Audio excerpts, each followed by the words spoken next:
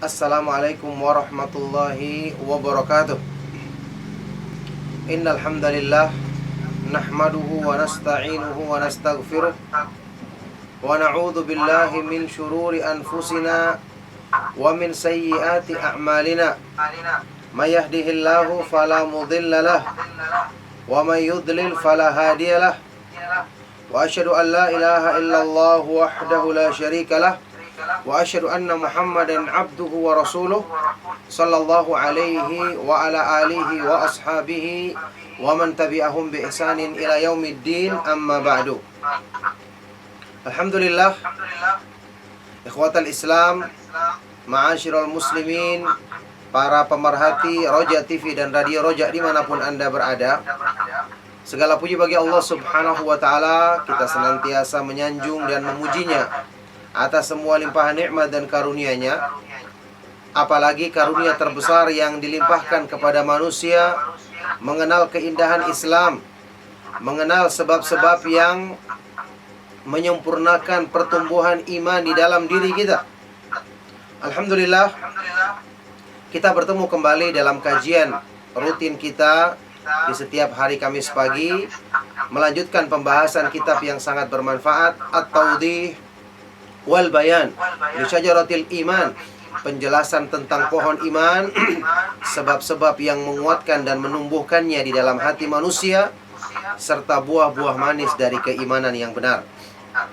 Tulisan dari Al-Imamul Allamah, Syekh atau guru dari para ulama, Syekh Abdurrahman bin Nasir As-Sa'di rahimahullah ta'ala.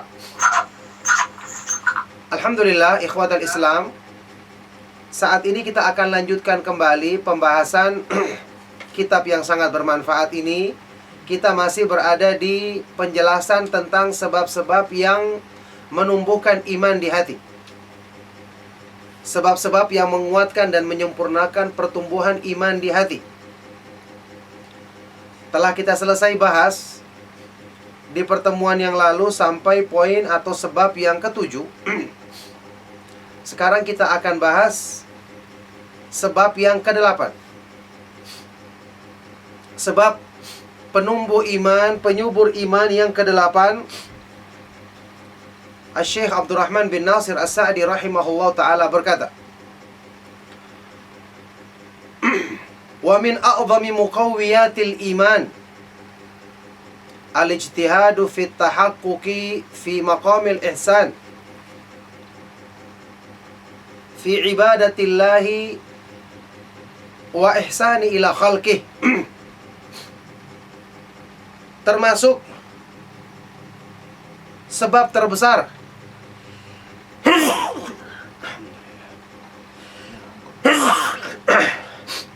termasuk sebab yang paling besar untuk menguatkan dan menumbuhkan iman di hati adalah al-ijtihad, bersungguh-sungguh, berupaya keras untuk mewujudkan kedudukan ihsan,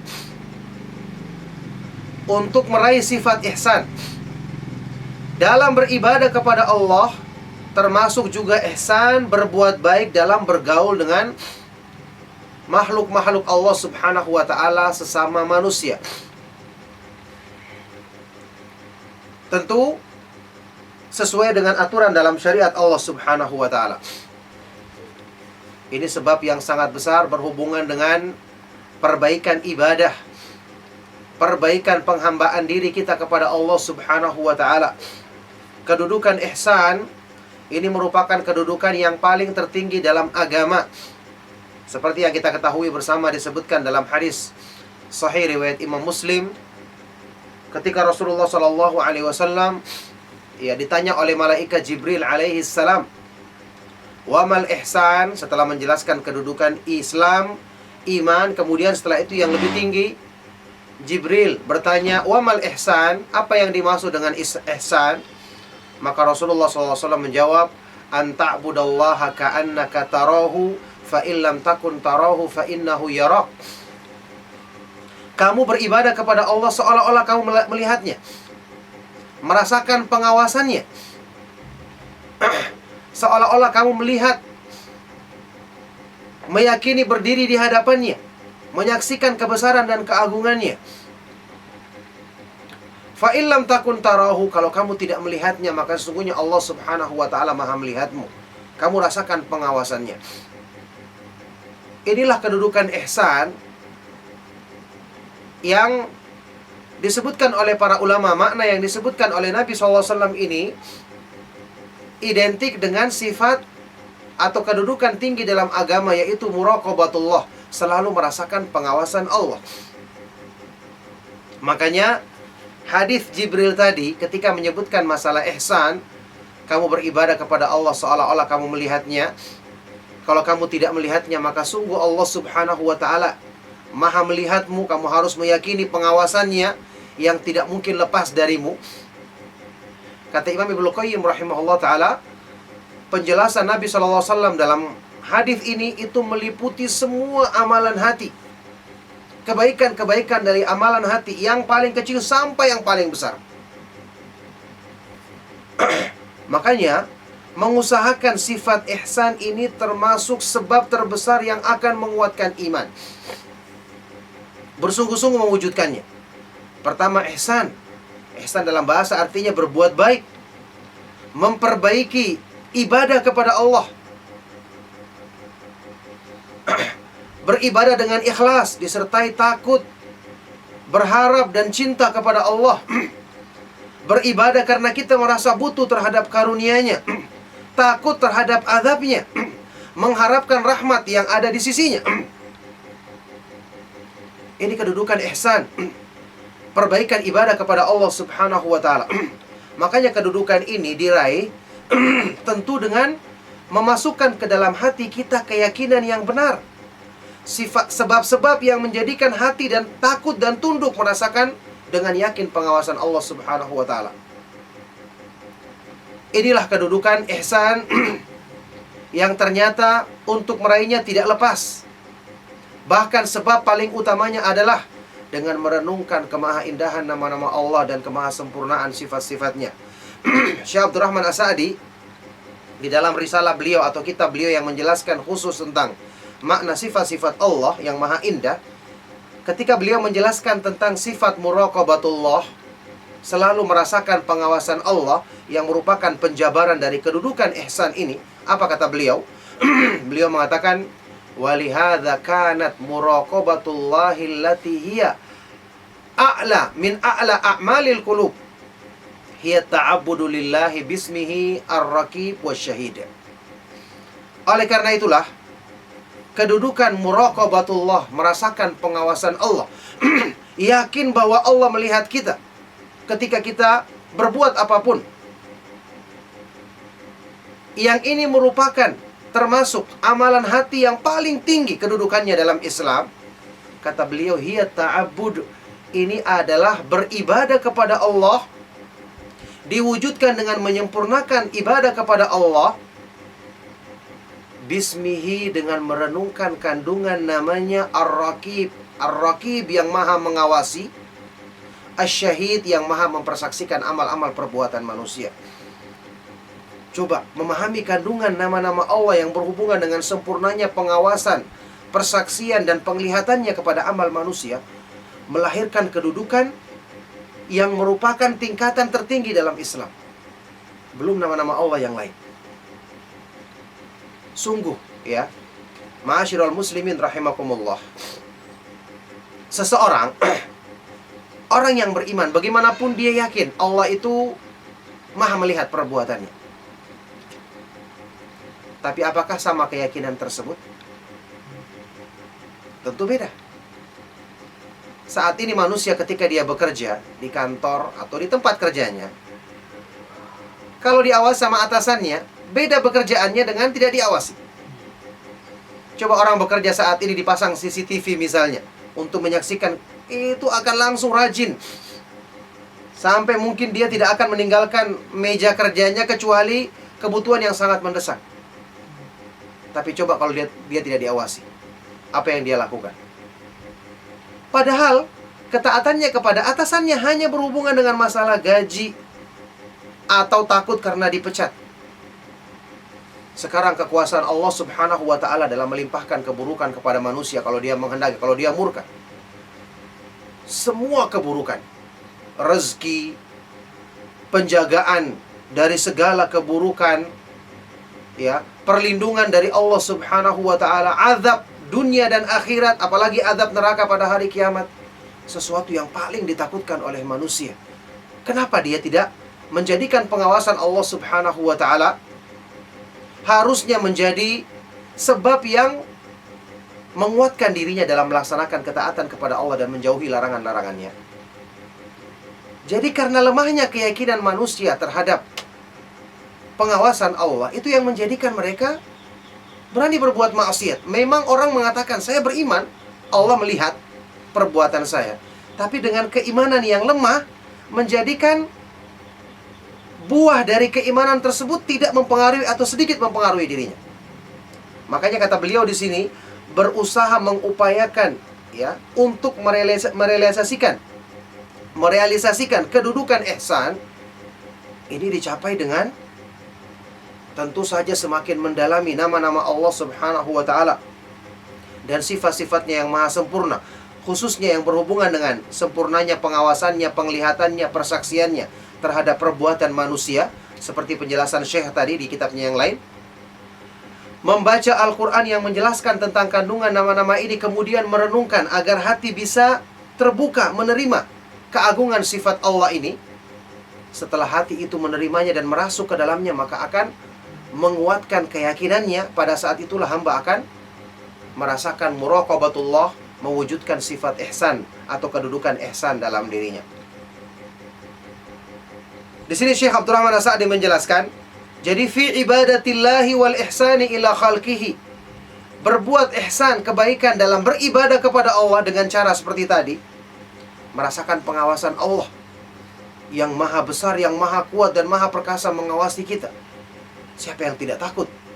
Itu akan menjadikan kita ikhlas, menjadikan kita khusyuk dan tunduk kepada Allah Subhanahu wa ta'ala, tidak akan menoleh kepada yang lain.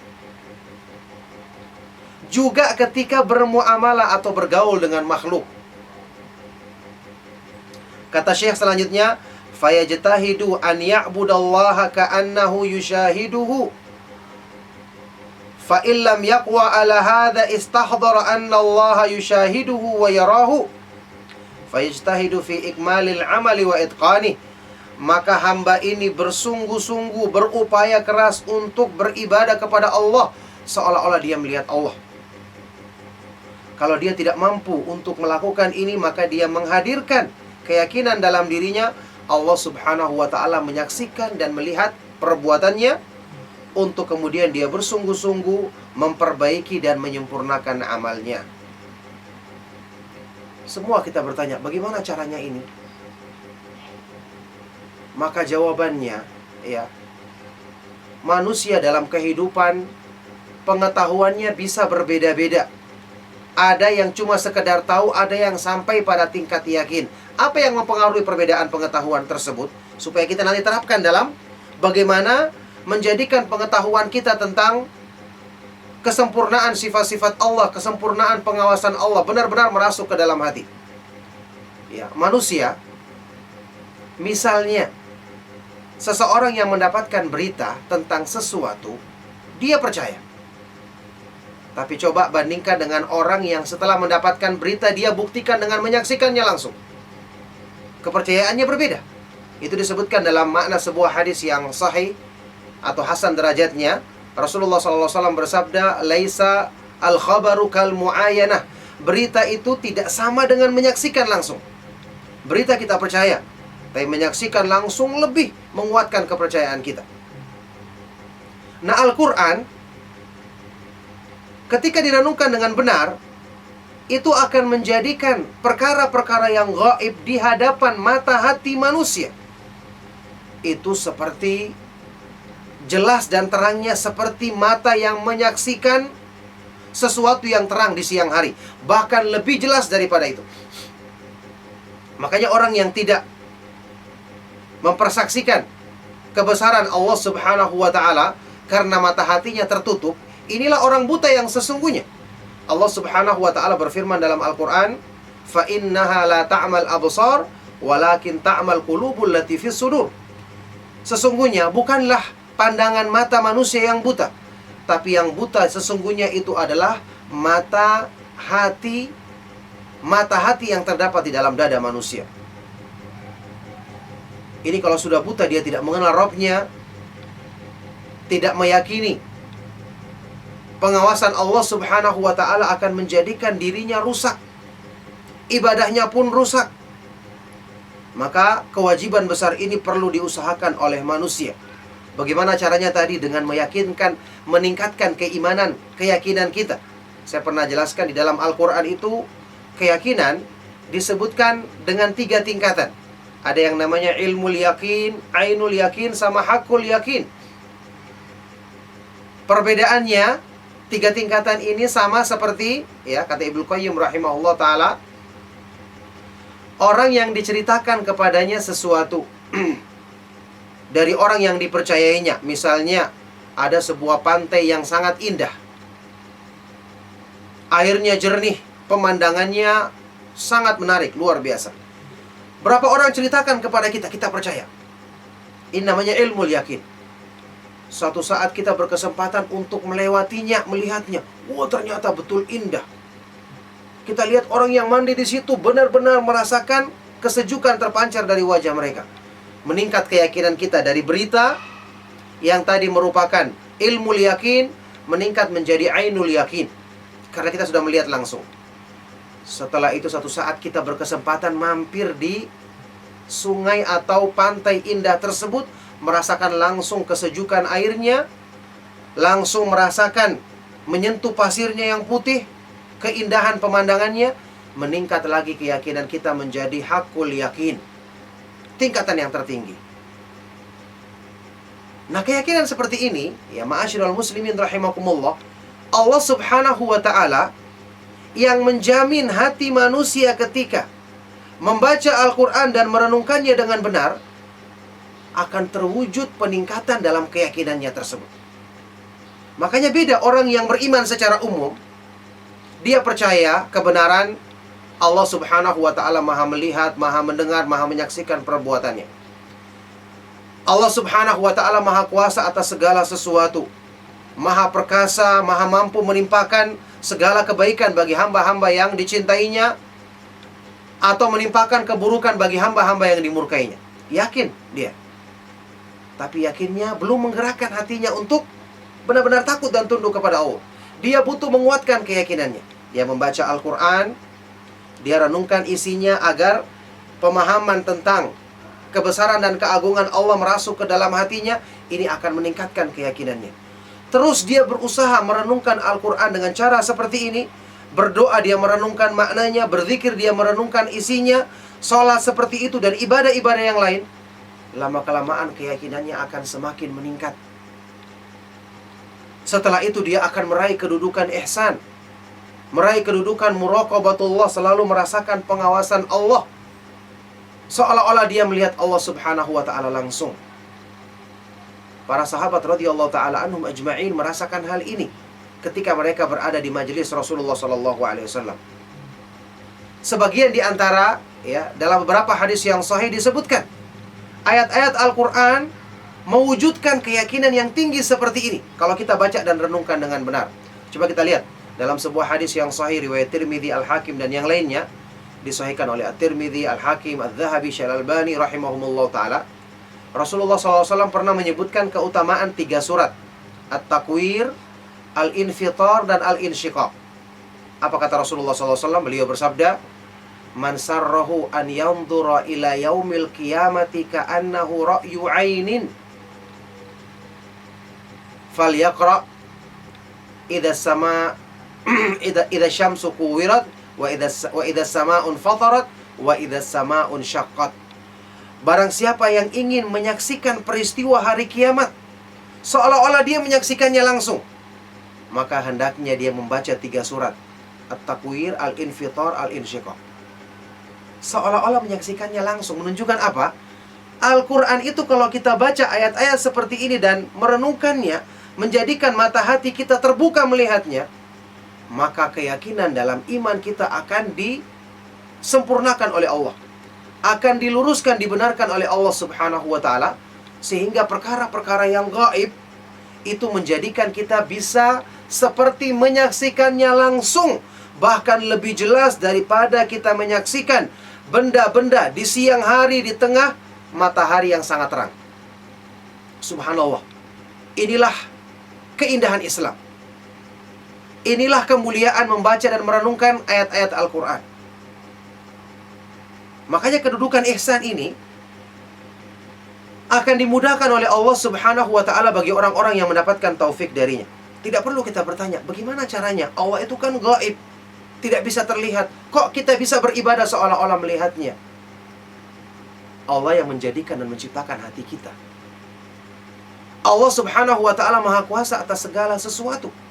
Kedudukan yang paling tinggi dalam Islam tidak mungkin Allah jadikan mustahil untuk didapatkan.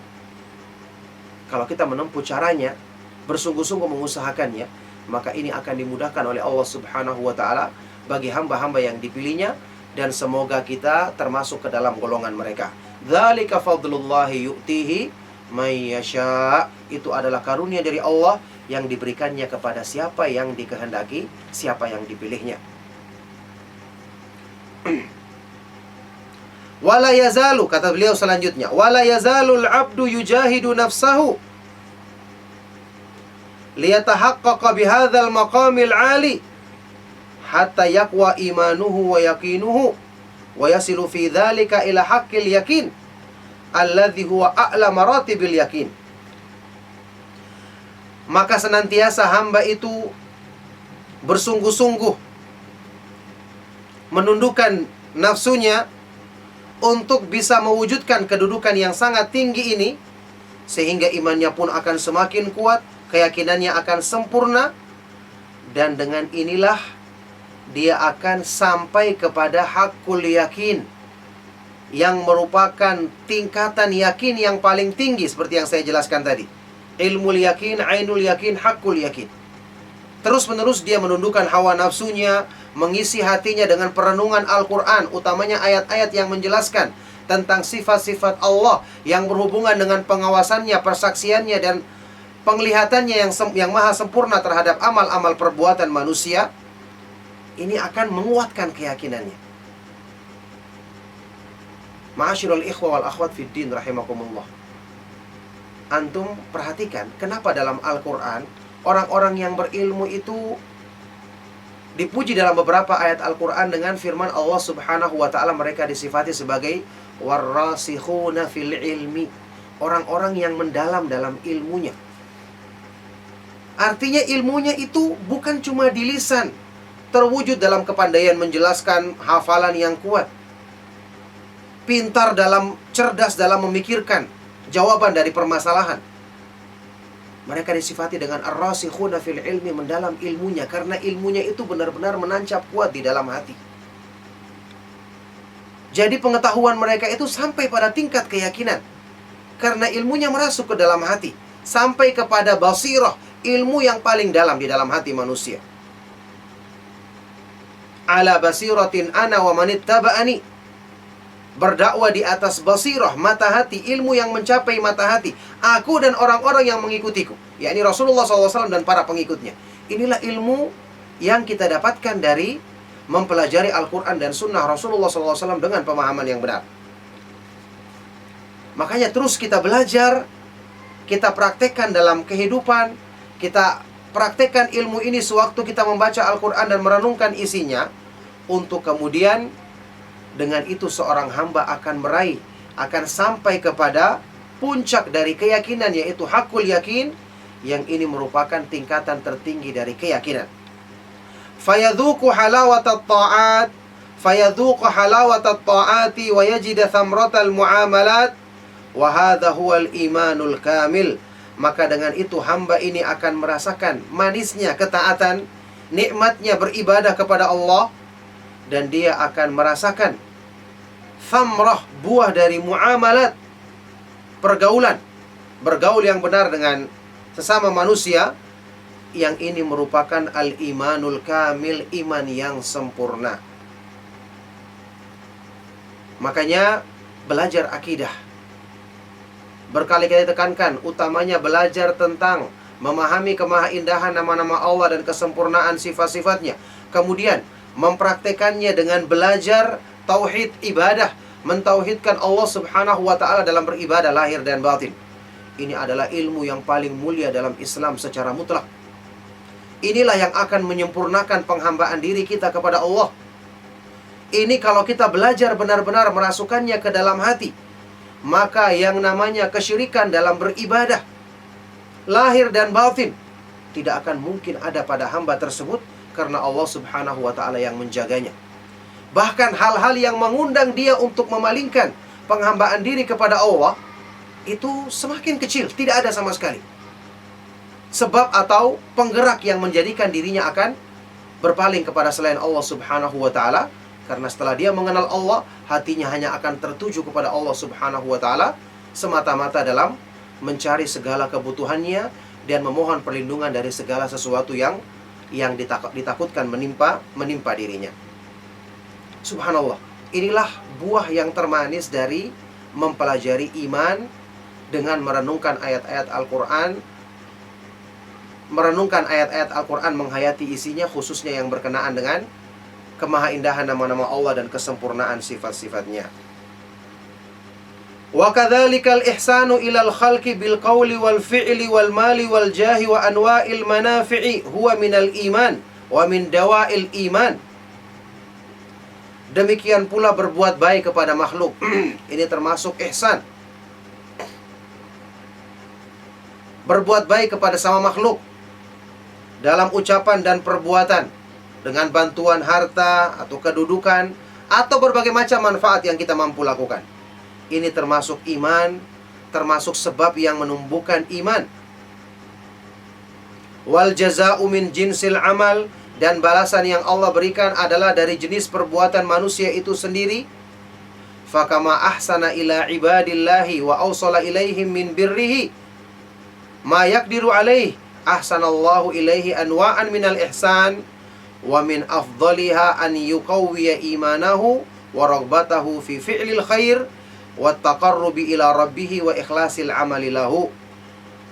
Jadi Allah membalasnya sesuai dengan perbuatannya sendiri. Maka sebagaimana dia berbuat baik kepada hamba-hamba Allah, menyampaikan kepada mereka kebaikan darinya sesuai dengan kemampuannya, maka Allah membalasnya dengan memberikan kebaikan, berbagai macam kebaikan untuknya, yang mana di antara kebaikan itu tentu yang paling utama adalah dengan Allah menguatkan imannya, memotivasi atau menguatkan semangatnya dalam melakukan kebaikan, mendekatkan diri kepada Allah, dan mengikhlaskan amal untuk Allah semata-mata. Jadi kita belajar tentang cara bergaul yang benar dengan manusia. Bagaimana kita berlaku lemah lembut. Terkadang mungkin kita perlu agak sedikit keras, tapi dalam batasan-batasan yang dibenarkan. Meskipun asalnya adalah lemah lembut dalam berdakwah, ini adalah sifat yang utama, yang dengannya Allah Subhanahu wa taala mengutus Rasulullah sallallahu alaihi wasallam, "Fabima rahmatin minallahi linta lahum walau kunta faddan ghalidhal qalbi lam faddu min hawlik walau kunta faddan ghalidhal qalbi lam faddu min hawlik." Disebabkan rahmat dari Allah, maka engkau berlaku lunak, lemah lembut kepada mereka, wahai Rasulullah. Seandainya engkau itu keras dan kaku hatinya, maka niscaya mereka akan lari berpaling dari sisimu. Bergaul dengan benar, ini akan menjadikan Allah Subhanahu wa ta'ala membalas manusia dengan kebaikan. Karena kaidah dalam Islam, balasan-balasan dari Allah itu adalah al-jaza'u min jinsil amal, jaza'an wifaqa, balasan dari jenis yang sesuai dengan jenis perbuatan manusia itu sendiri. Orang yang berbuat baik kepada hamba-hamba Allah, menolong mereka, apalagi kalau pertimbangannya karena iman, karena ketaatannya, maka Allah Subhanahu wa ta'ala akan membalas perbuatan baiknya dengan berbagai macam kebaikan yang Allah limpahkan. Tentu yang terbesar adalah disempurnakannya imannya, dikuatkannya dia untuk semangat melakukan kebaikan-kebaikan, mendekatkan diri kepada Allah, dan mengikhlaskan ibadahnya hanya kepada Allah Subhanahu wa ta'ala semata-mata. Subhanallah, inilah manfaat belajar. dan berusaha mempraktekannya. La tahkiranna minal ma'rufi walau an talqa akhika biwajhin taliq, kata Rasulullah sallallahu alaihi wasallam. Jangan meremehkan perbuatan baik kepada manusia, kepada sama muslim. Meskipun hanya sekedar kamu menjumpai saudaramu dengan wajah yang berseri-seri. Kebaikan. Dan alangkah dimudahkannya kebaikan dalam Islam bagi orang-orang yang memahaminya. Bertemu dengan saudara kita tersenyum, itu kebaikan. Menjumpainya dengan wajah yang berseri-seri, kebaikan. Menghiburnya dengan kalimat yang menjadikan hatinya senang, itu adalah kebaikan. Memberikannya pertimbangan yang baik dalam satu urusan yang sedang dihadapinya, itu adalah kebaikan. Subhanallah, kebaikan itu tidak mesti berupa benda yang kita serahkan, sesuatu yang berharga yang kita berikan kepadanya. Coba kalau kebaikan seperti ini banyak kita lakukan kepada orang-orang di sekitar kita, betapa banyak balasan-balasan kebaikan dari Allah. Yang paling utama adalah sebab untuk menguatkan iman yang kita himpunkan dalam diri kita untuk perbaikan iman kita. Makanya Rasulullah SAW, karena beliau adalah orang yang paling sempurna imannya, maka beliau adalah orang yang paling sempurna kebaikannya. Tentu yang pertama kepada Allah, ihsan. Kemudian paling sempurna dalam bermuamalah yang baik dengan hamba-hamba Allah subhanahu wa ta'ala. Kita kenal bersama dalam sebuah hadis yang sahih, Rasulullah SAW mengajarkan kebaikan untuk semua pihak. Tentu yang pertama adalah kepada Allah subhanahu wa ta'ala, kemudian kepada diri kita sendiri dan kepada orang-orang yang ada di sekitar kita. Rasulullah SAW bersabda, ittaqillaha haitsuma kunta wa atbi'is sayyi'atal hasanata tamhuha wa khaliqin nasa bi khuluqin hasan. Bertakwalah kepada Allah dimanapun kamu berada. yakni selalu rasakan pengawasannya ketika kamu sendirian maupun kamu di hadapan orang lain. Karena dimanapun kamu berada, pengawasan Allah tidak pernah akan luput darimu. Allah tidak akan lalai. Wa mallahu bighafilin amma ta'malun. Allah tidak akan lalai dari perbuatan yang kamu lakukan. Ini tingkatan kebaikan yang paling utama, yang paling pertama diusahakan. Bertakwa kepada Allah dimanapun hamba itu berada. Yang kedua, wa atbi'il hasanata wa atbi'is sayyi'atal hasanata tamhuha. Susullah, ikutkanlah perbuatan buruk dengan kebaikan. Berbuat buruk, bertobat kepada Allah, melakukan banyak kebaikan-kebaikan untuk menghapuskan keburukan tersebut. Orang yang melakukan keburukan dengan dia bertobat, kemudian melakukan kebaikan-kebaikan, utamanya yang sejenis dengan keburukan yang dilakukan, itu akan mudah menghapuskan keburukan-keburukan tadi dan meninggalkannya tanpa bekas sama sekali. Menghilangkannya tanpa bekas sama sekali dengan izin Allah Subhanahu wa taala. Wa khaliqin nasa bi khuluqin hasan. Kemudian pergaulilah manusia dengan akhlak yang baik, akhlak yang terpuji. Subhanallah. Ini adalah sebab yang ternyata mudah kita wujudkan dalam kehidupan kita, dan banyak kesempatan-kesempatan untuk melakukan kebaikan-kebaikan tersebut dalam kehidupan kita. Inilah sebabnya kita belajar cara bermuamalah yang baik, cara bergaul yang baik kepada orang-orang yang melaksanakan ketaatan ataupun orang-orang yang punya kesalahan, bagaimana cara menasihati yang baik, dan hal-hal yang lainnya yang tentu dijelaskan dalam Islam dengan penjelasan yang lengkap dan sempurna dan diketahui oleh orang-orang yang diberi taufik oleh Allah Subhanahu wa taala untuk mempelajarinya. Baik, selanjutnya Syekh Abdurrahman As-Sa'di rahimahullah taala berkata, wa bidzalika yatahaqqaqul 'abdu bin nushi lillahi wa li'ibadihi. Maka dengan cara seperti inilah seorang hamba akan merealisasikan dalam hidupnya an-nush, sifat nush, ikhlas, memurnikan niat kepada Allah, dan an-nush, menasehati hamba-hamba Allah. Orang yang bergaul dengan muamalah yang baik kepada sama manusia, ini adalah sebaik-baik nasihat bagi manusia tersebut. Fa inna dina an-nasihatu, karena agama ini adalah nasihat. Ya, hadis riwayat Imam Muslim Tamim Ad-Dari radhiyallahu taala anhu, Rasulullah SAW bersabda, "Ad-dinu an-nasiha." Agama itu adalah nasihat. Nasihat bukan kita yang seperti kita artikan dalam bahasa kita, artinya sempit cuma menasehati. Ya, memperingatkan orang, menegur orang dari kesalahan, itu bagian dari nasihat, tapi bukan makna yang keseluruhan daripada nasihat itu sendiri. Rasulullah SAW bersabda, "Ad-dinu an-nasihatu." Agama Islam ini adalah nasihat. Kulna, para sahabat, kami berkata, "Liman ya Rasulullah?" Nasihat untuk siapa wahai Rasulullah? Maka Rasulullah SAW bersabda, "Lillahi wali kitabihi wali rasulihi wali a'immatil muslimina wa ammatihim." Nasihat bagi Allah, bagi kitabullah Al-Quran, bagi Rasulnya, Rasulullah, dan bagi pemimpin-pemimpin kaum muslimin dan orang-orang umum, ya, masyarakat kaum muslimin secara keseluruhan. Apa arti nasihat bagi Allah? Mengikhlaskan ibadah kepada Allah, merasakan pengawasan dan penglihatannya ketika melaksanakan ketaatan, beribadah kepada Allah dengan ihsan. Ini adalah nasihat yang tertinggi kepada Allah, bagi Allah Subhanahu wa ta'ala. Makanya dengan mewujudkan kedudukan ihsan seperti yang dijelaskan tadi, dengan inilah hamba itu merealisasikan makna sabda Rasulullah SAW dalam hadis riwayat Imam Muslim tadi. Ad-dinu an-nasihah.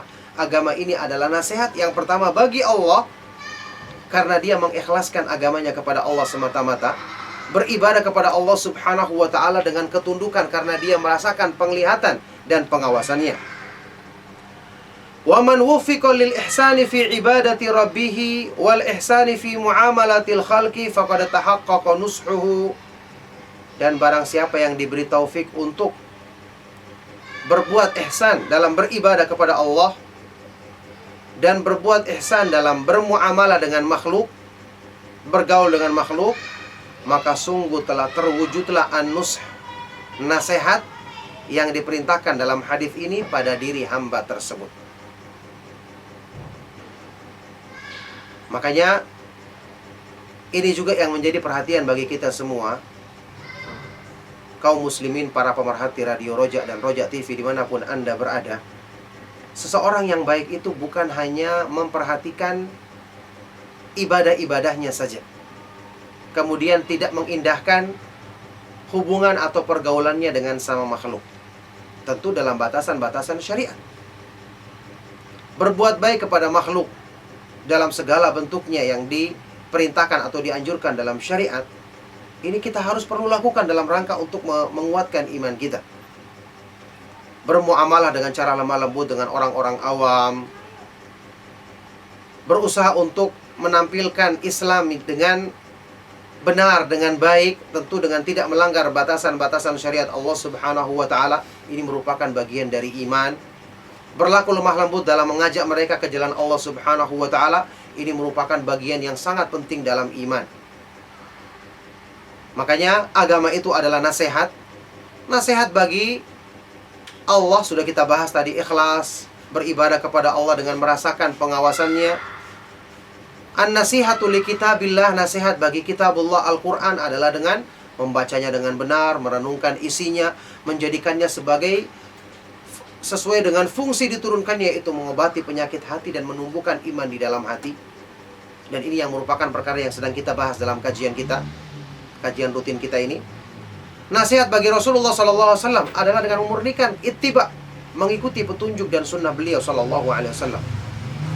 Nasihat bagi pemimpin kaum muslimin adalah dengan menyampaikan teguran yang baik kepada mereka dalam tujuan untuk memperbaiki, menegur mereka dengan cara lemah lembut, tidak boleh memberontak kepada pemerintah kaum muslimin, dan seterusnya. Kemudian nasihat kepada ammatihim, orang-orang umum, ya, masyarakat umum di kalangan kaum muslimin, adalah dengan mengajak mereka ke jalan Allah, menasehati yang salah di antara mereka dengan cara yang baik, menegakkan amar ma'ruf nahi mungkar sesuai dengan apa yang diperintahkan dan dituntunkan oleh Allah Subhanahu wa ta'ala dan Rasulnya sallallahu alaihi wa alihi wasallam. Kata Syekh selanjutnya, walidzalika qala an-nabiy sallallahu alaihi wasallam, oleh karena inilah Rasulullah sallallahu alaihi wasallam bersabda dalam hadis sahih riwayat Imam Bukhari dan Muslim, la yu'minu ahadukum hatta yuhibba li akhihi ma yuhibbu li nafsih. Rasulullah Shallallahu Alaihi Wasallam menjelaskan hal ini, keterikatannya dengan iman. La yu'minu ahadukum, tidaklah dikatakan beriman dengan benar salah seorang di antara kamu sampai atau sehingga dia mencintai kebaikan untuk saudaranya sebagaimana dia mencintai kebaikan itu untuk dirinya sendiri. Kenapa kita menasihati orang? Karena konsekuensi iman, sebagaimana kita menginginkan diri kita baik, jauh dari keburukan, kita pun menginginkan saudara kita seperti itu, baik dan jauh dari keburukan. Ya, dalam hadis sahih riwayat Imam Muslim, Rasulullah SAW pernah bersabda, "Faman ahabba minkum an yuzahzaha 'anil nar wa yudkhalal jannata falta'tihi maniyatuhu wa huwa yu'minu billahi wal yaumil akhir wal ya'ti ilan nasi alladhi yuhibbu an yu'ta ilaih." Barang siapa yang di antara kamu yang ingin dijauhkan dari neraka dan dimasukkan ke dalam surga, maka hendaknya ketika kematian mendatanginya dalam keadaan dia beriman kepada Allah dan hari akhir, dan hendaknya dia memperlakukan manusia dengan sesuatu yang dia suka manusia itu memperlakukan kepada dirinya. Nasihat kebaikan, semangat disampaikan kepada orang lain, sebagaimana kita semangat mengusahakan kebaikan untuk diri kita sendiri. Ini adalah konsekuensi iman. Dikatakan tidak beriman dengan benar salah seorang di antara kamu sampai dia mewujudkan sifat ini pada dirinya. Nah, maka ya ma'asyiral muslimin, ma'asyiral ikhwa wal akhwat fid din, para pemerhati Roja TV dan Radio Roja dimanapun Anda berada, ya. Poin yang ke-8 ini merupakan poin yang sangat penting, sebab yang sangat besar untuk menumbuhkan iman. Makanya betul-betul kita perlu belajar Islam yang benar dalam masalah akidah, mengenal kemahaindahan nama-nama Allah, kesempurnaan sifat-sifatnya, mempraktekannya dalam ibadah kita, lahir dan batin, kemudian mengenal batasan-batasan pergaulan yang benar dengan manusia, menunaikan hak-hak saudara kita sama muslim, bergaul dengan cara yang baik seperti yang dituntunkan dalam Islam, dalam ayat-ayat Al-Quran dan hadis-hadis yang sahih dari Rasulullah Shallallahu Alaihi Wasallam. Barakallahu fikum. Ini poin ke-8 yang kita baca di kesempatan pagi hari ini, ya. Mudah-mudahan cukup untuk menjadi sebab dan motivasi kebaikan bagi kita semua. Maka kajian untuk hari ini kita cukupkan agar kita bisa memberikan waktu bagi yang ingin bertanya atau berinteraksi ya lewat telepon ataupun SMS, kita berikan kesempatan. Mudah-mudahan apa yang kita bahas di kesempatan pagi hari ini bermanfaat dan menjadi sebab kebaikan bagi kita semua. Mohon maaf jika ada yang salah dan kurang berkenan. Kami cukupkan. Sallallahu wasallam wa barak ala nabiyina Muhammad wa ala alihi wa sahbihi wa man tabi'ahum bi ihsanin ila yaumiddin wa akhiru da'wana anil hamdulillahi rabbil alamin. Nah, terima kasih kami ucapkan untuk Pak Ustaz. Jazakumullahu khairan atas bahasan materi yang penuh manfaat di pagi yang berbahagia ini. Ikhwatul Islam, pendengar dan pemirsa Roja, kita masuki sesi interaktif, sesi tanya jawab. Untuk Anda yang akan bertanya secara langsung di pagi ini, silahkan bisa hubungi kami untuk telepon 0218236343 atau pesan singkat di 0819896543. Satu pertanyaan pembuka kami coba angkat dari telepon, silakan 0218236543. Iya. Ya, silakan. Halo, Assalamualaikum. Waalaikumsalam warahmatullahi wabarakatuh. Silakan, dari mana Ibu? Ibu Muslim. Silakan Ibu. Ibu siapa, maaf? Ibu Muslim. Silakan Ibu. Begini, saat Iya. boleh ada seorang karena dosa-dosanya dia takut akan bisa kena, jadi nggak mau keluar rumah lagi, takut ada dosa, terus juga dia tidak pernah meminta pada Tuhan untuk kehidupan dunianya. Hanya maksudnya bagaimana Bu? Tidak mau lagi berdoa agar dia untuk masalah punya dunia, rezeki atau apa, tapi dia hanya meminta agar Allah itu apa ya? memberikan kebaikan.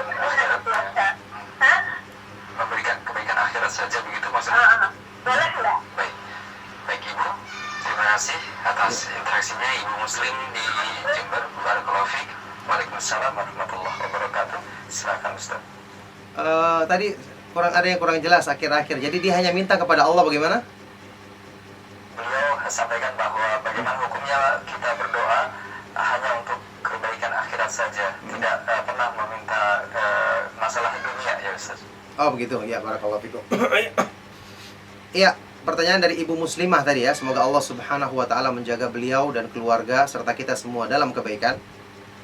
Ya, orang yang meminta kebaikan dalam urusan akhirat saja, ketika Allah Subhanahu wa taala berikan padanya kebaikan urusan akhirat, maka dengan sendirinya dunianya akan dijaga. Mungkin di sini perlu diluruskan makna apa sih artinya kebaikan dunia, kebaikan akhirat. Ya. Kebaikan dunia itu adalah kebaikan-kebaikan yang mendukung akhirat. Karena tidak dikatakan sebagai kebaikan dalam urusan dunia kalau mencelakakan akhirat. Tidak mungkin. Ya. Jadi makna firman Allah Subhanahu wa taala dalam Al-Qur'an, misalnya doa yang sangat terkenal, Rabbana atina fid dunya hasanah wa fil akhirati hasanah wa qina adzabannar. Wahai Rabb kami, berikanlah kepada kami kebaikan di dunia dan di akhirat juga kebaikan, dan jagalah kami dari api neraka. Ini jangan diartikan hanya sekedar hartanya banyak itu kebaikan dunia. Belum tentu. Harta yang banyak bisa jadi merupakan keburukan terbesar di dunia.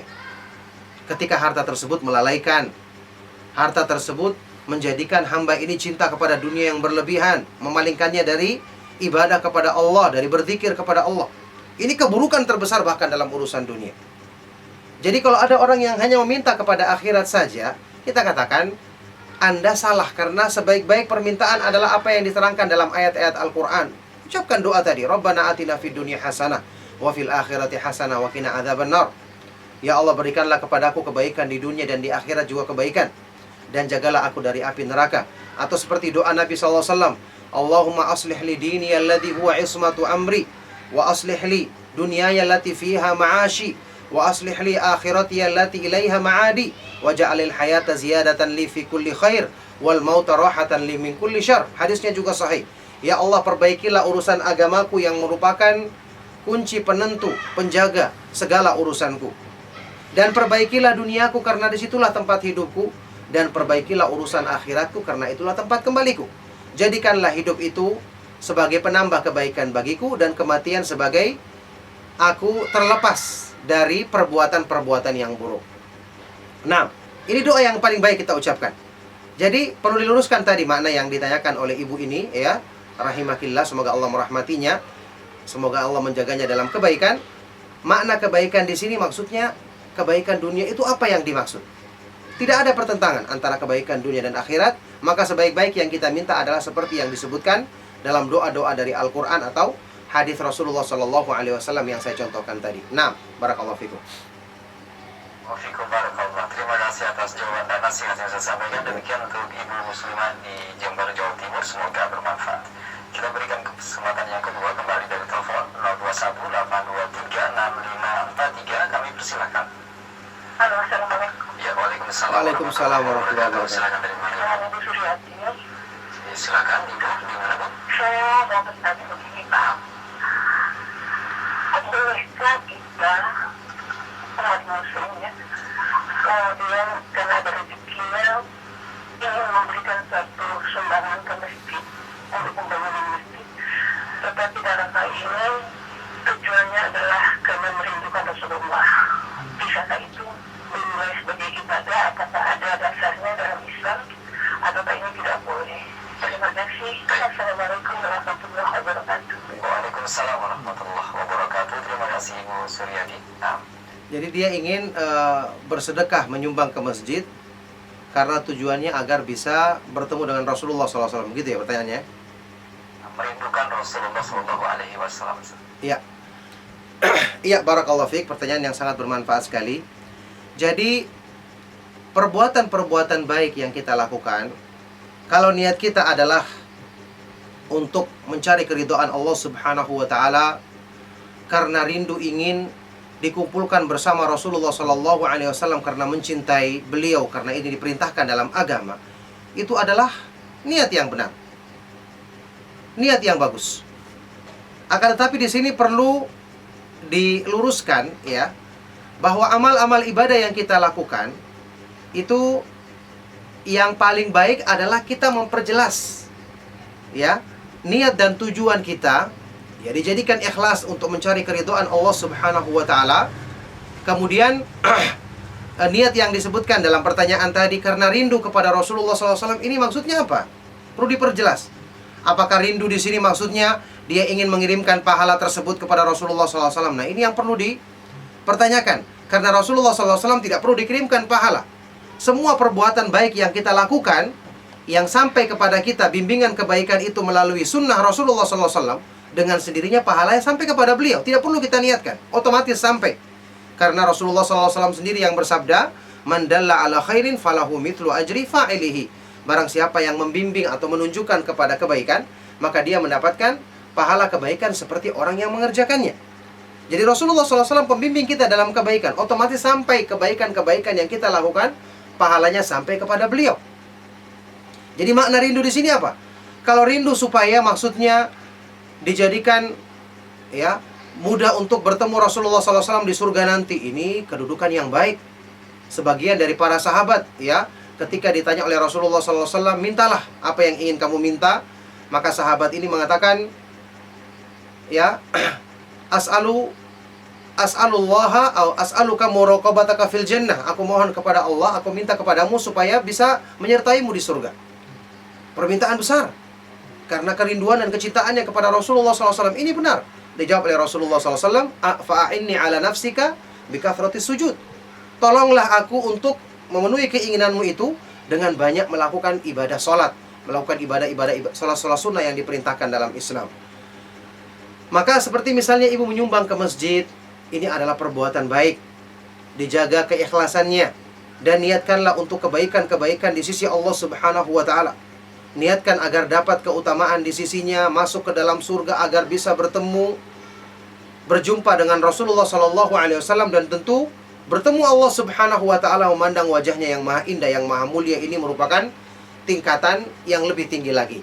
Makanya kita perbaiki niat kita dengan memperjelas seperti ini, akan memudahkan ya, supaya Allah Subhanahu wa ta'ala memberikan balasan yang sesuai dengan apa yang kita inginkan tersebut. Nah, barakallahu fikum. Barakallah, terima kasih atas jawaban dan nasihat Al-Ustaz. Demikian untuk Ibu Suryati yang tadi bertanya, semoga bermanfaat. Kita berikan kesempatan yang ketiga, masih dari penelpon 0218236543. Silakan. Assalamualaikum warahmatullahi wabarakatuh. Waalaikumsalam warahmatullahi wabarakatuh. Silakan, dari mana Ibu, dengan siapa? Dari hamba Allah dari Bekasi. Silakan.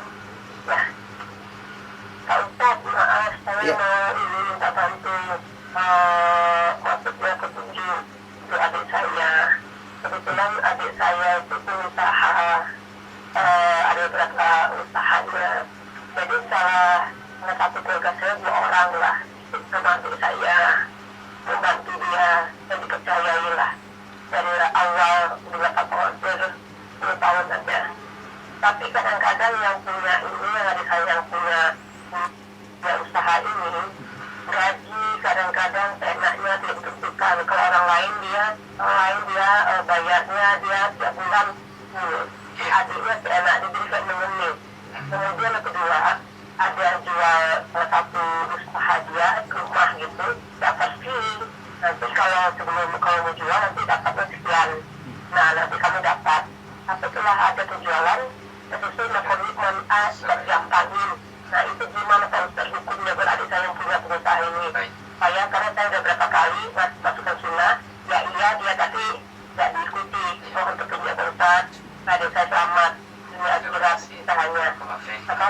Assalamualaikum warahmatullahi wabarakatuh. Waalaikumsalam warahmatullahi wabarakatuh. Terima kasih Ibu di Bekasi atas interaksinya. Silakan Ustaz. Afwan, coba diringkas lagi pertanyaannya tadi, karena agak panjang, jadi tolong diringkas lagi.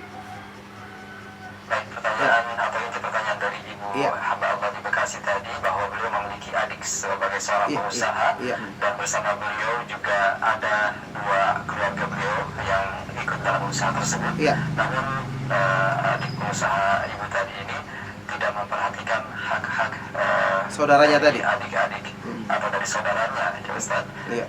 Tidak memperhatikan gaji atau kesejahteraan yang lainnya. Tadi disampaikan pula bahwa ada penjualan aset usaha tersebut yang dijual dan tidak mendapatkan hak dari hasil usaha tersebut untuk adik-adik atau saudaranya tadi. Bagaimana Ustaz nasihat terbaik untuk adik usahanya agar selamat dunia dan akhirat? Terima kasih. Iya, barakallahu fikum. Iya, sesuai dengan pertanyaan kita jawab ya, tentu saja. Ya, kalau memang terjadi saudaranya tersebut kurang memperhatikan hak-hak saudaranya dengan cara tadi, kalau gajinya tidak ditunaikan atau diberikan seenaknya, ya, maka ini tentu tidak diperbolehkan. Berbuat zalim kepada orang lain saja dosanya besar, apalagi kepada saudara sendiri. Dan kita ingat semua sabda Rasulullah SAW, ittaqul dzulma fa inna dzulma dzulumatun yaumal qiyamah. Hati-hati kamu dari sifat zalim, menganiaya, tidak memberikan hak orang lain, karena sungguhnya kezaliman itu adalah kegelapan pada hari kiamat. Na'udzubillahi min dzalik. Allah Subhanahu wa taala mengharamkan kezaliman. Ya, Allah Subhanahu wa taala mengharamkannya karena ini akan mendatangkan keburukan, dampak negatif di dunia dan di akhirat nanti. Makanya hendaknya adik ini atau saudara ini bertakwa kepada Allah Subhanahu wa taala, menunaikan hak-hak saudaranya dengan benar, memberikan hak bagi mereka. Ingat, kalau orang lain saja dia aniaya, maka itu dosa besar, apalagi saudaranya sendiri. Kemudian seperti yang ditanyakan tadi mengenai aset yang dijualnya, ini perlu dirinci juga, apakah aset ini saudara yang ikut tadi, apakah mereka punya modal di situ atau punya bagian dari kepemilikan atau tidak. Kalau mereka tidak memiliki bagian kepemilikan, maka dia tidak berhak mendapatkannya.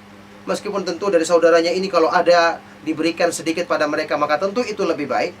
Ya, yang jelas kalau dia punya bagian dari kepemilikannya, maka tentu dia berhak untuk mendapatkan bagian sesuai dengan uang yang dimilikinya dalam aset yang dijual tersebut. Ala kulli hal, dari pertanyaan tadi yang kita pahami, perbuatan dari adiknya ini yang memiliki usaha tersebut sangat tidak pantas untuk dia berlakukan kepada saudara-saudaranya tadi. Hendaknya dia bertakwa kepada Allah Subhanahu wa taala, harusnya dia lebih memperhatikan keadaan mereka, karena ini merupakan kebaikan yang besar yang sangat dianjurkan dalam Islam. Semoga Allah Subhanahu wa taala memberikan taufik kepadanya untuk menghindari atau meninggalkan perbuatan buruk tersebut. Nah, terima kasih atas jawaban dan nasihat yang saya sampaikan. Demikian Ibu di Bekasi, semoga bermanfaat. Kita berikan kesempatan dari pertanyaan pesan singkat. Yang pertama dari Ummu Hanif di Bogor. Assalamualaikum warahmatullahi wabarakatuh. Ustaz, terkait dengan hari ini yang merupakan hari terakhir dari tahun 2015, dan saya pun berupaya untuk mengingatkan dan menasihati teman-teman serta saudara saya dengan SMS atau media sosial yang lainnya untuk menjauhi perayaan tahun baru, karena ini akan berdampak pada keimanan mereka. Itu yang saya sampaikan. Namun di antara teman-teman saya ada yang bertanya-tanya, apakah benar demikian? Karena mereka hanya berencana untuk berkumpul-kumpul pada malam tahun baru nanti, ya Ustaz. Nah, apakah ini juga merupakan sebuah bentuk dari pengurangan keimanan? Itu pertanyaan mereka. Mohon jawaban dan nasihat yang terbaik untuk teman-teman dan saudara saya yang bisa saya sampaikan agar bermanfaat untuk mereka. Terima kasih atas jawaban dan nasihat Al-Ustaz. Jazakallahu khairan. Ya, barakallahu fikum. Pertanyaan yang sangat bermanfaat sekali. Ya, bentuk perayaan terhadap acara-acara yang tidak sesuai dengan Islam ini, baik tahun baru maupun tahun lama ataupun yang lainnya, ini termasuk perayaan yang tidak dibenarkan dalam Islam, dilarang dalam Islam, dan tentu berdampak untuk merusak atau mengurangi keimanan. Perayaan yang diadakan itu dilarang dalam Islam karena dia merupakan bagian dari bentuk Id. Id yang kita artikan dalam bahasa kita artinya hari raya. Id atau al-Id itu disebut dengan Id karena ya'udu, dia berulang terus. Itulah sebabnya kenapa dalam Islam acara seperti ulang tahun dilarang.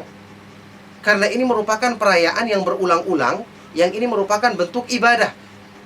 Karena tidak ada tuntunannya, tidak ada syariatnya, makanya dilarang dalam Islam. Perayaan Maulid tidak ada dalilnya dalam Islam, ini diada-adakan.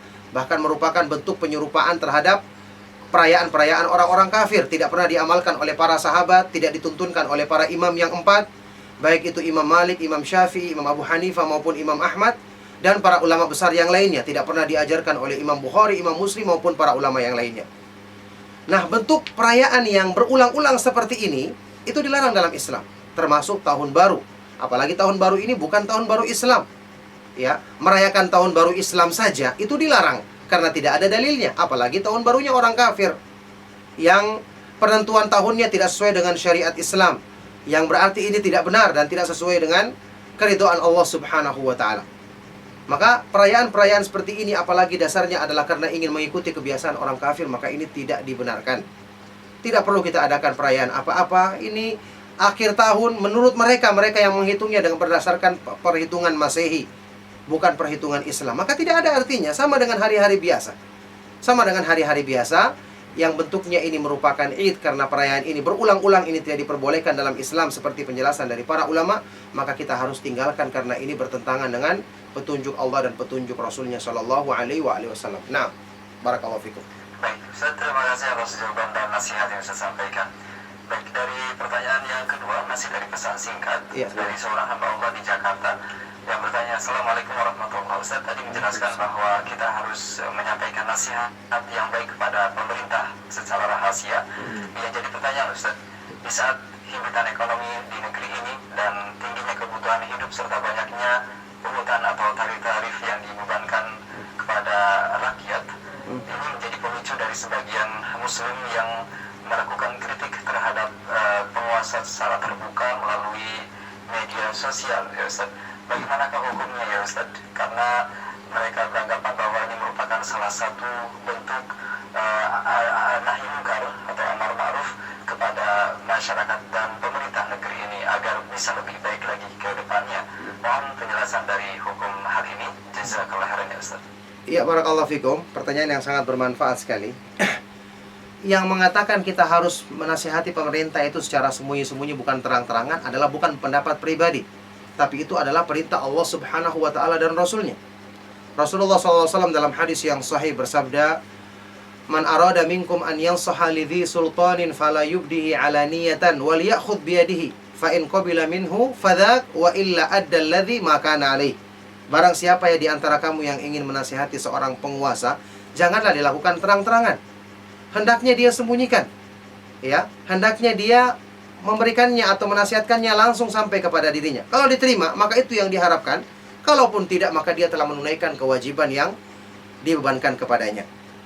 Tayyib, sekarang manfaatnya orang menasihati, mencela pemerintah terang-terangan apa? Apa manfaatnya? Akan berubah pemerintah? Tidak berubah. Tidak pernah ada nasihat dari dulu sampai sekarang yang disampaikan terang-terangan kemudian berakhir dengan kebaikan di hadapan pemerintah. Ya, disampaikan di depan umum. Maka malah yang timbul adalah pemberontakan, kekacauan. Semakin masyarakat tidak percaya kepada pemerintah. Pemerintahnya juga semakin marah karena dibiarkan aibnya di depan umum. Manfaat dari nasihat tidak tercapai dengan cara seperti ini. Belum ada negara yang berhasil merubah keadaannya menjadi lebih baik dengan cara pemberontakan atau nasihat, atau apa yang dikatakan nasihat disampaikan di depan umum. Kemudian kita katakan kepada mereka, kalau seandainya tujuannya untuk menasehati, tayyib, sekarang kemungkaran yang lebih besar terang-terangan juga banyak. Kenapa mereka tidak lakukan? Kenapa hanya kepada pemerintah saja mereka kritik? Tokoh-tokoh agama yang saat ini melariskan perbuatan syirik, ada tokoh agama yang sangat buruk yang menghina sunnah Rasulullah SAW terang-terangan. Kenapa mereka tidak nasihati? Terang-terangan juga. Perbuatan-perbuatan syirik yang nampak di negeri kita, kemungkaran-kemungkaran yang didukung oleh orang-orang yang menisbatkan diri sebagai tokoh agama, itu sangat banyak. Kenapa tidak diingkari juga? Jadi kita katakan kepada mereka, nasihati tapi lakukan dengan baik. Apa tujuan kita menasihati? Supaya orang terima kan? Bukan supaya membalas dendam karena hobi menjelek-jelekan orang kan? Kalau tujuan kita supaya orang menerima, berarti kita sampaikan dengan cara baik supaya orang tersebut terbuka hatinya menerima nasihat dan bisa berubah setelah itu. Makanya Islam menganjurkan kepada kita menasihati itu jangan hanya asal menyampaikan, tapi cari cara agar dia mau terima nasihat kita. Rasulullah SAW pernah bersabda, La takunu a'wanan li syaitan ala akhikum. Jangan kamu menjadi penolong bagi syaitan untuk mencelakakan saudaramu sendiri. Tidak boleh. Ada orang yang kita tahu dia sedang marah, kita tegur, ya tambah marah dia. Cari dulu waktunya dia sedang tenang, hatinya sedang sejuk, sampaikan nasihat. Insya Allah dia mudah menerima. Jadi bukan sekedar menyampaikan, tapi membantu dia agar bisa menerima nasihat dan penyampaian tersebut. Ini yang kita kita harapkan dan kita inginkan dari nasihat. Makanya nasihat sendiri itu artinya adalah iradatul khairi lin mansuhi lahu, menghendaki kebaikan bagi orang yang kita nasihati. Kalau caranya sendiri sudah salah, caranya memancing emosi orang yang dinasihati untuk semakin marah, berarti kita tidak menginginkan kebaikan untuk orang tersebut. Nah, keadaan yang saat ini terjadi itu keburukan. Dan keburukan adalah akibat dari perbuatan dosa manusia. Yang berdosa bukan cuma pemerintah, rakyat juga berdosa. Ya, kata para ulama, kama takunu yuwalla alaikum. Sebagaimana keadaan kalian wahai rakyat, maka begitulah keadaan yang menjadi pemimpinmu. Kalau kamu ingin pemimpinmu berubah, maka ubahlah dirimu terlebih dahulu, bertobat kepada Allah, pelajari agama Allah, pahami dan kemudian amalkan. Insya Allah Allah akan jadikan perubahan yang baik pada diri pemimpin-pemimpin kalian. Ya, sewaktu sahabat yang mulia Ali bin Abi Thalib radhiyallahu taala anhu didatangi oleh kaum Khawarij. Ya, ingat, para pemberontak itu sejak zamannya sahabat yang mulia sudah ada. Menghadapi sahabat yang demikian taat, mereka tidak puas, apalagi menghadapi pemerintah sekarang. Ketika mereka datang menghadap kepada Ali bin Abi Thalib, mengkritik beliau, maka mereka bertanya, kenapa engkau tidak memiliki sikap-sikap yang bijaksana seperti Umar ibn Khattab radhiyallahu taala anhu, khalifah yang terkenal? Maka dijawab oleh Ali bin Abi Thalib radhiyallahu taala anhu, ya, li'anna Umar radhiyallahu taala anhu ra'iyatuhu kanu, ya, ana wa amthali. Karena Umar ibn Khattab dulunya yang menjadi masyarakatnya adalah saya dan para sahabat yang seperti aku. Sementara aku saat ini yang menjadi masyarakatku adalah antum wa amthaluk, anta wa amthaluka, kamu dan orang yang seperti kamu. Ini jangan salahkan saya seperti ini. Lihat keadaan dirimu. Kalau kamu baik, maka insya Allah Allah subhanahu wa ta'ala akan jadikan pemimpinmu orang-orang yang akan diperbaiki dan diluruskan, ya, sesuai dengan kehendak Allah subhanahu wa ta'ala. Makanya Allah subhanahu wa ta'ala berfirman dalam Al-Quran, innallaha la yughayyiru ma biqaumin hatta yughayyiru ma bi anfusihim. Sesungguhnya Allah subhanahu wa ta'ala tidak akan merubah keadaan satu kaum sampai mereka merubah keadaan yang ada pada diri mereka sendiri. Semoga Allah subhanahu wa ta'ala mudahkan itu bagi kita semua. Nah, baik, terima kasih atas jawaban dan nasihat Ustaz. Jazakumullahu khairan. Kita masih dari angkat pertanyaan pesan singkat dari seorang ibu hamba Allah yang bertanya, yang tidak menyebutkan nama. Assalamualaikum warahmatullahi wabarakatuh. Waalaikumsalam. Mohon diberikan nasihat untuk saya, Ustaz. Belakangan saya memiliki rasa ketakutan untuk mati yang sangat besar. Takut akan sakit, kemudian takut anak dan suami meninggalkan saya, dan takut-takut yang sangat melingkupi kehidupan saya, ya Ustaz. Saya mulai merasakan hal ini justru ketika saya berupaya untuk belajar ilmu dakwah sunnah ini. Apakah ini merupakan tanda dari keimanan saya yang menurun dan tidak bermanfaatnya ilmu, atau apa yang harus saya lakukan, Ustaz? Terima kasih. Jazakumullahu khairan, Ustaz. iya, barakallahu fikum. Pertanyaan yang sangat bermanfaat sekali. Ya, kita katakan itu kemungkinan tipu daya syaitan, godaan syaitan untuk menjadikan antum yang bertanya ini, Anda yang bertanya ini, supaya menjadikan Anda itu putus asa dari belajar sunnah Rasulullah SAW, kemudian malas mempelajarinya. Kita katakan takut kepada kematian, ini merupakan tabiat. Tetapi orang yang beriman menghadapi hal tersebut dengan keyakinan bahwa bagaimanapun dia akan mati. Kullu nafsin dha'iqatul maut, semua yang hidup akan merasakan kematian. Dimanapun kita berada, kematian akan menjemput kita ketika Allah subhanahu wa ta'ala menghendaki ajal kita telah sampai. Makanya rasa takut ini kita atasi dengan cara berdoa kepada Allah subhanahu wa ta'ala untuk dihindarkan kita dari segala yang kita takutkan. Berdoa kepada Allah subhanahu wa ta'ala agar diberikan kematian yang baik, husnul khatimah, mati di atas kebaikan. Dan kita yakinkan dalam diri kita apa yang kita takutkan dari kematian itu mesti juga akan mendatangi kita, tidak akan mungkin kita luput darinya.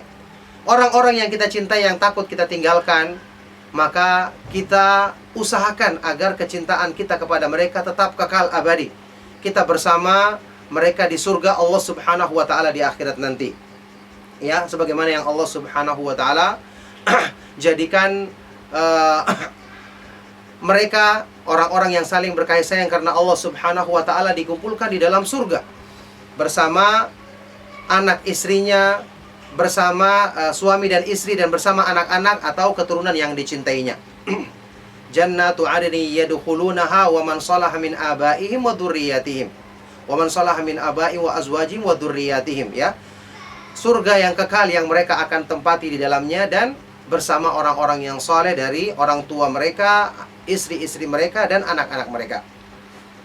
Makanya ini yang kita usahakan dengan mengusahakan kebaikan untuk diri kita, mengajak keluarga kita kepada pemahaman sunnah yang benar, berarti kita ingin menjadikan kedekatan kita kepada mereka bukan cuma di dunia tapi sampai di akhirat nanti saling berkumpul dan berkasih sayang di dalam rahmat Allah Subhanahu wa taala dalam surganya. Nah, barakallahu fikum. Nah, waalaikumsalam barakallahu. Terima kasih atas jawaban dan nasihat Ustaz. Pertanyaan tadi adalah pertanyaan penutup kita Ustaz untuk kesempatan pagi hari ini. Mungkin ada penutup atau kesimpulan akhir yang akan Ustaz sampaikan untuk di penghujung acara kita, kami persilakan. Iya, barakallahu fikum. Jadi kesimpulan dari poin yang kita pelajari dalam kajian kita di pagi hari ini adalah sebab utama, salah satu sebab utama yang akan menguatkan iman, menyempurnakan pertumbuhan pohon iman di hati, yaitu mewujudkan kedudukan ihsan, merasakan pengawasan Allah Subhanahu wa taala, yang ini kita dapatkan dengan mendalami makna dari kandungan nama-nama Allah yang maha indah, sifat-sifatnya yang maha sempurna, yang berhubungan dengan sempurnanya penglihatan, pengawasan dan persaksian Allah atas perbuatan manusia. Kemudian mewujudkan ihsan dalam bermuamalah dengan manusia, dengan orang-orang di sekitar kita, dengan cara menasihati mereka dalam kebaikan, dengan cara lemah lembut, bergaul kepada mereka dengan pergaulan yang baik, tentu yang diajarkan dalam Islam. Ini sebab yang Allah Subhanahu wa taala mudahkan bagi hamba-hamba yang mendapatkan taufik darinya. Maka semoga Allah Subhanahu wa taala jadikan kita dimudahkan untuk melaksanakan semua sebab-sebab kebaikan tersebut dengan idzinnya. Semoga apa yang kita kaji di kesempatan kali ini bermanfaat. Kita cukupkan. Subhanakallahumma wa bihamdika asyhadu an la ilaha illa anta astaghfiruka wa atubu ilaik. Wassalamualaikum warahmatullahi wabarakatuh.